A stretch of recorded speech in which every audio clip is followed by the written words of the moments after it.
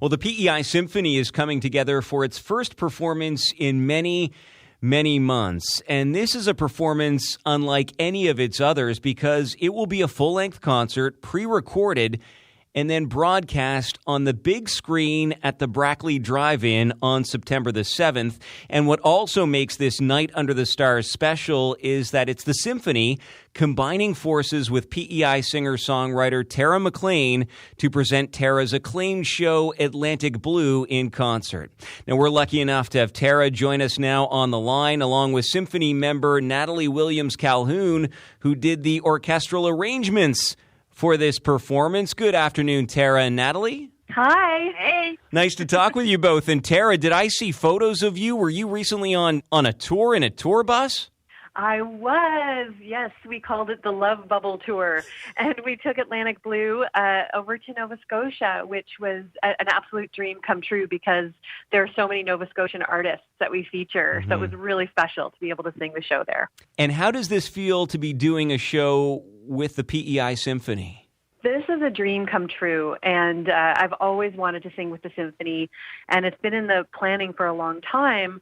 And when COVID hit, we really thought there was a good possibility that the show could be canceled, and it was originally scheduled for October. So when the Confederation Center at Adam Brazier, came to me and said, what would you think about, doing it this way instead? In August, I was absolutely thrilled. And then, of course, it'll be projected in September. And Natalie is one of my favorite musicians in the world. So I get to work with her and everyone. I mean, it's fantastic. It's really the pinnacle for a singer to be able to perform with a symphony. And Natalie, I mean, I know there are many facets to your musical life, and I know you've been keeping busy, but for the symphony, for that side of things, what's it been like to not be able to get together and perform with this group of musicians? It's been a little weird. We had one, I'm trying to remember, it feels like time has warped so much. We had at least one concert that was canceled due to COVID. Mm-hmm. And then I'm also on the board, so it was interesting kind of being part of the planning for the season and trying to plan when you have no idea how things are going to work out. And then thinking about the Tara thing, it was an October plan, and then it was moved to February, and then the sudden change to August. It's so exciting to be able to think about doing this. And what's it been like taking these iconic songs that are part of Atlantic Blue and then, creating these orchestral arrangements? A little daunting, to put it mildly.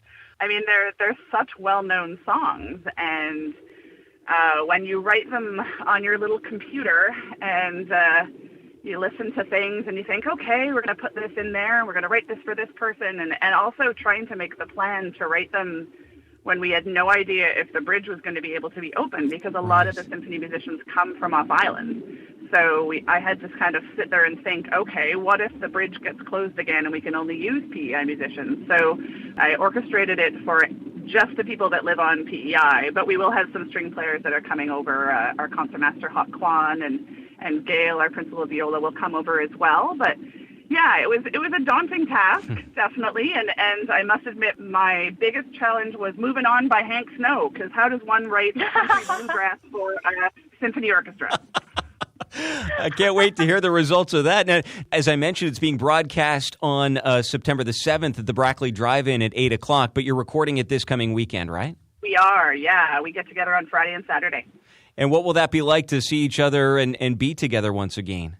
It will be interesting. It really will be. It's going to be different, and I think we're all a little apprehensive to see how it's going to go because, I mean, string players normally sit two on a music stand, and we're hearing that we're not going to be able to do that. We're going to have to sit by ourselves. So it's not a big deal. It's just little things that are going to be different, and we're all going to have to be far apart and all of those kind of things.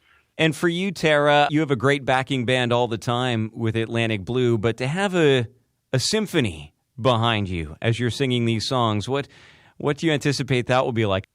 In terms of singing with the symphony, I have had the opportunity when I was in the Shea Band, but that was decades ago.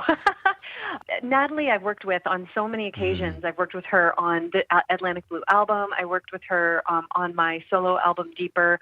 And she can do anything. And she has this incredible ability to not only understand my very non-music, like I don't read music, and yet somehow she understands me when I'm explaining something to her. She's so many languages of music that is so valuable. Like, she is such a superstar. And so when I found out that she was going to be the one doing these arrangements, I knew that we were in excellent hands.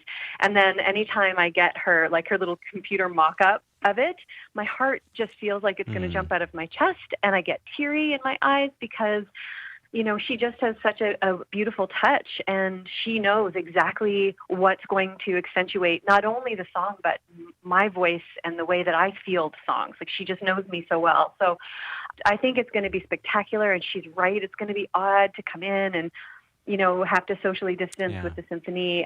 But at the same time, we're going to feel connected in a way that we haven't been able to connect for so long. And I think it's going to be really magical. And then to be able to go and sit out under the stars and just like lay back in your car. I just did a drive-in performance, live performance in Cape Breton. And I didn't know how it was going to feel with the honking instead of the applause. And it actually was beautiful. Like, I didn't feel any disconnect. I felt completely at one with the audience. And so even though we're all adapting to this new way of performing, you'll see it feels really powerful and really special. What's it been like for you, Tara? I know yours was one of the first concerts that had been planned for the trail side for Mother's Day and, you know, obviously canceled. And what has it been like for you to be able to get in front of an audience once again? I do recognize that I'm one of the few people. We're like singer-songwriters and musicians on the East Coast are some of the few that actually can play live right now in the country. And so I know how incredibly blessed we are. And the first time I went on stage at the Trailside, I walked into the room and the whole room erupted in applause, and I just started to sob. I was able to catch myself before I got on stage and wipe my tears, but I'm just so grateful. I'm so grateful for the chance to sing live, you know, and I'm doing it for all my friends who can't right now.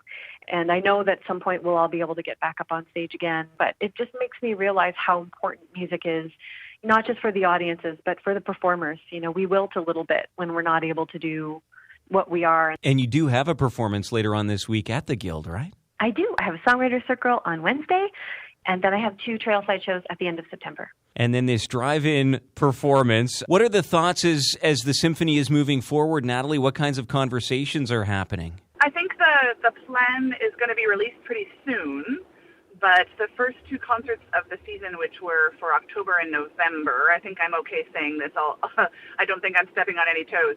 They're going to be chamber music concerts, so they're not going to be the symphony. So the symphony, actually, the first concert on October 4th is going to be the Atlantic String Machine. Fantastic. Yay! So, yay! So we'll be playing on stage at the Hamburg, at the Cassette Center, and so then the actual symphony itself won't be playing together until probably the February concert, February, March. Yeah, we're kind of seeing one step at a time, seeing how we can do things. It is a night under the stars, the PEI Symphony performing alongside Prince Edward Island singer-songwriter Tara MacLean. So again, that's September 7th, 8 o'clock at the Brackley Drive-In. Tara MacLean and Natalie Williams-Calhoun, great to talk with you both. Thanks so much. Thank you. Thank you. Have a great show. And I have to think this one is going to be pretty powerful with the PEI Symphony joining forces with Tara. This is from the Atlantic Blue recording, Tara MacLean's version of Rita McNeil's Flying on Your Own.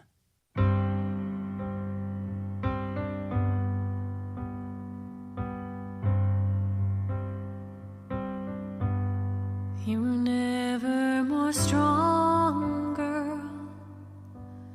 You were never more alone. Once there was 2, now there's just you. You're flying on your own. You were never more happy, girl.